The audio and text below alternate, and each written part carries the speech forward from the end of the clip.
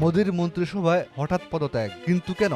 সামনে কি তবে বড় কোনো রাজনৈতিক পরিকল্পনা? ভারতের কেন্দ্রীয় রেল ও খাদ্য প্রক্রিয়াকরণ শিল্প প্রতিমন্ত্রীর পদ থেকে পদত্যাগ করেছেন বিজেপির পাঞ্জাবের নেতা রাবনীত সিং ভিট্টু। তার পদত্যাগ ঘিরে শুরু হয়েছে নানা আলোচনা, বিশেষ করে ককরোচ জনতা পার্টির আন্দোলনে পুরো ভারত টালমাটাল। এই সময় তার পদত্যাগ জন্ম দিয়েছে নানা তর্ক বিতর্কের।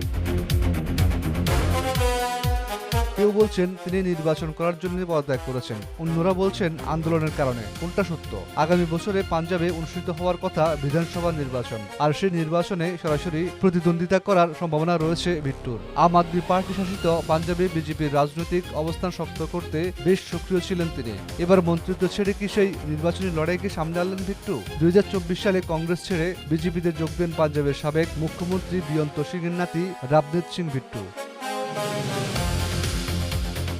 একই বছর লোকসভা নির্বাচনে বিজেপির হয়ে প্রতিদ্বন্দ্বিতা করে পরাজিত হন তিনি। পরে রাজ্যসভা মনোনীত করা হয় তাকে। তবে গত জুনে শেষ হয়েছে তার রাজ্যসভা সদস্য পদের মেয়াদ। পদত্যাগের ঘোষণা দিয়েই প্রধানমন্ত্রী নরেন্দ্র মোদী ও রাষ্ট্রপতি দ্রৌপদী মুর্মুর প্রতি কৃতজ্ঞতা জানিয়েছেন ভিট্টু। বলেছেন নতুন উদ্যমে জনসভা যাত্রা অব্যাহত রাখবেন তিনি। তাহলে কি মন্ত্রিসভা ছেড়ে এবার পাঞ্জাবের ভোটের মাঠে নামছেন ভিট্টু, নাকি এখানে গোপন কোনো রহস্য আছে?